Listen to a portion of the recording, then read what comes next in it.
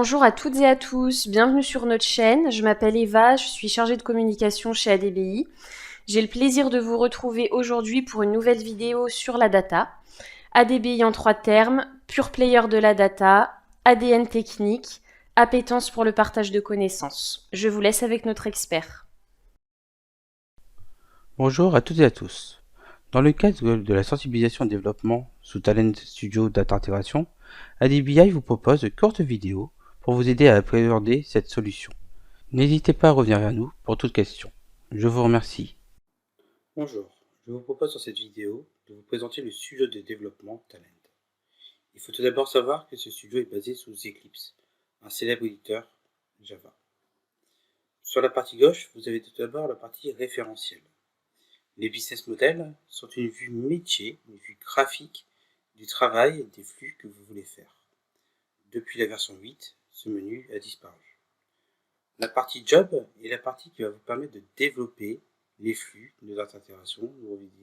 Nous y reviendrons par la suite. Les contextes vous permettent de définir des variables qui seront valorisées suivant des environnements d'exécution.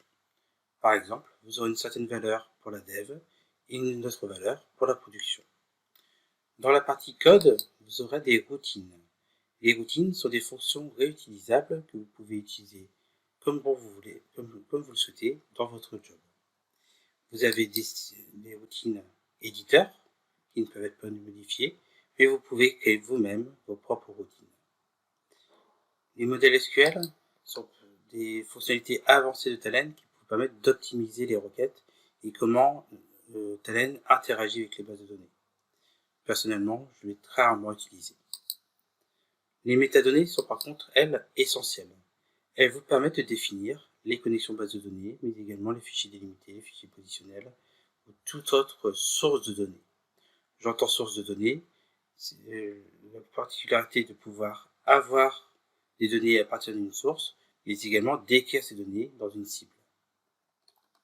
Il y a une partie documentation qui peut être faite de manière automatique en HTML, et enfin la partie corbeille qui, une fois supprimé un job ou tout élément du référentiel, se retrouve dans une corbeille que vous pouvez par la suite vider lorsqu'elle a des éléments. Pour un supplémentaire, il y a également les paramètres du projet, qui sont des paramètres spécifiques à celui-ci. Vous pouvez, par exemple, modifier le designer, paramètres de la palette, pour modifier quels sont les composants que vous voulez voir apparaître dans votre job.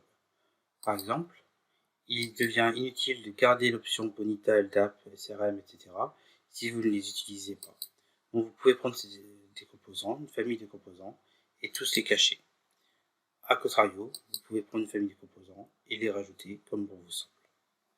Il faut faire attention que le paramètre du projet est spécifique au projet. Donc lorsque vous travaillez sur la version gratuite, si une ressource utilise un studio de développement, la modification qu'il va faire ne sera pas impactée chez les camarades qui travaillent sur le même projet que lui, même si on fait un import-export des éléments.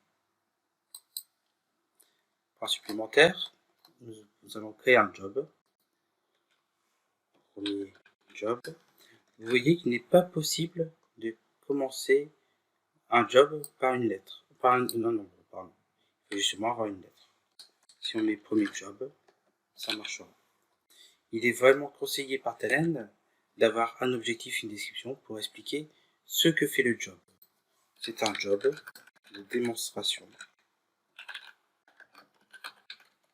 de l'interface.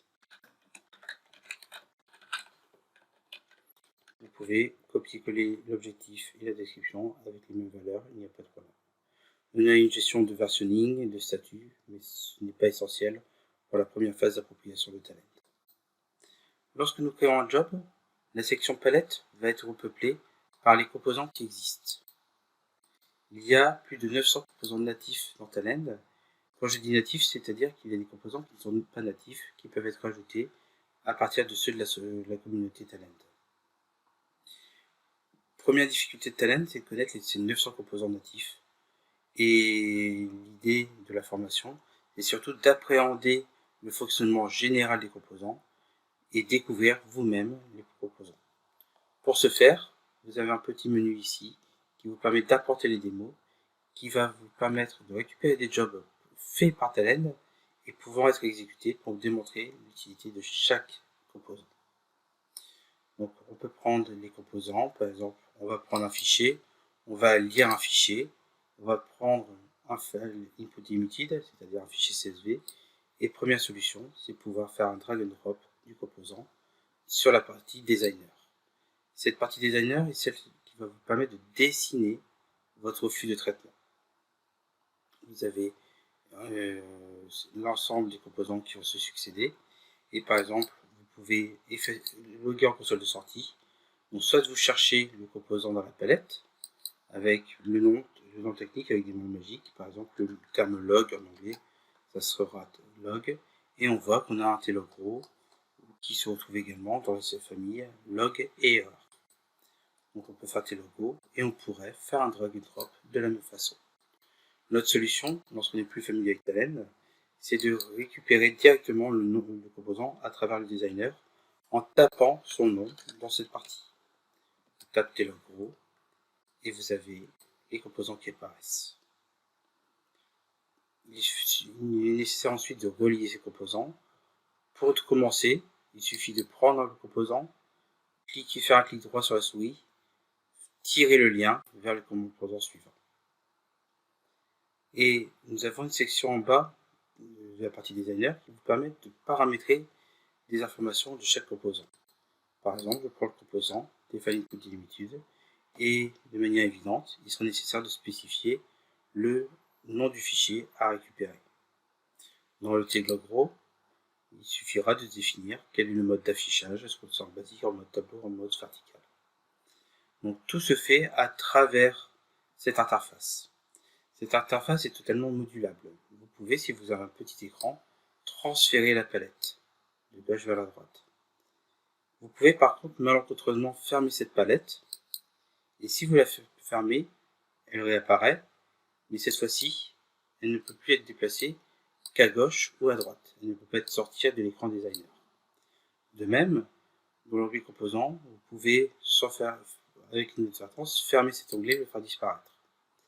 Et on se retrouve à avoir un Talend qui est très difficilement utilisable. Donc, première solution, fenêtre, montrer la vue, et vous pouvez chercher toutes les vues qui vous intéressent directement dans ce menu. Le plus simple, clic droit sur l'icône de data intégration, vous faites reset, et votre perspective va revenir comme auparavant.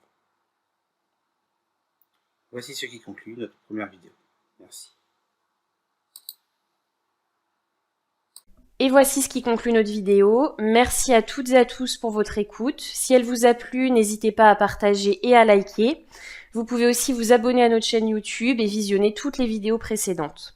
Nous restons à votre écoute et vous pouvez nous contacter via commercial@adbi.fr pour toute question commerciale, rh@adbi.fr pour nous rejoindre et contact@adbi.fr pour toute autre question. Restez connectés et à bientôt.